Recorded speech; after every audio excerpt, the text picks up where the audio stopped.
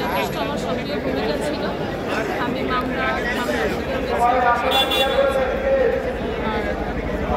আমার নেতা জনাব তারেক রহমান যেটা বলেছে যে তরুণদের প্রাধান্য দেবে। আমি নারী হিসেবে এলাকার মানুষের প্রত্যাশা যে নারী যদি সংসদে আসে সেই ক্ষেত্রে কোনো দুর্নীতি হবে না, কোনো হবে না, কাজ হবে এলাকার উন্নয়ন।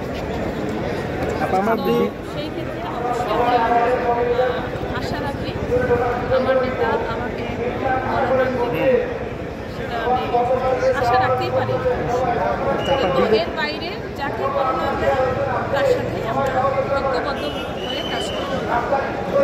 বিগত দিনে যে নির্বাচনগুলো হয়েছিল সেগুলো অবশ্যই পাতানো নির্বাচন হয়েছিল,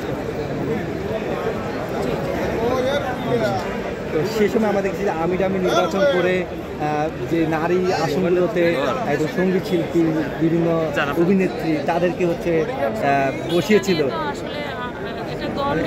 না না না, মানে আমরা বলছি যে বিগত দিনে যে ফ্যাসিস্ট আমলের যে আওয়ামী লীগের যেটা বলছিলাম, তারা এই ধরনের মানে সার্কাজমে পরিণত করেছিল। সেক্ষেত্রে আপনারা সামনের দিকে আসলে আপনারা কিভাবে কাজ করতে চান, বিএনপি কিভাবে ঢালাওভাবে কাজ করতে চান? অবশ্যই মেধাবীদের অগ্রাধিকার থাকবে, কারণ একটা দেশ পরিচালনার জন্য শিক্ষিত সমাজ বা শিক্ষিত নারী পুরুষ বলেন, শিক্ষা ছাড়া একটা দেশ উন্নয়ন হয় না। সেক্ষেত্রে সংসদে যারা যাবে অবশ্যই তাদের সেই যোগ্যতা, মিনিমাম যোগ্যতা তাদের থাকা উচিত।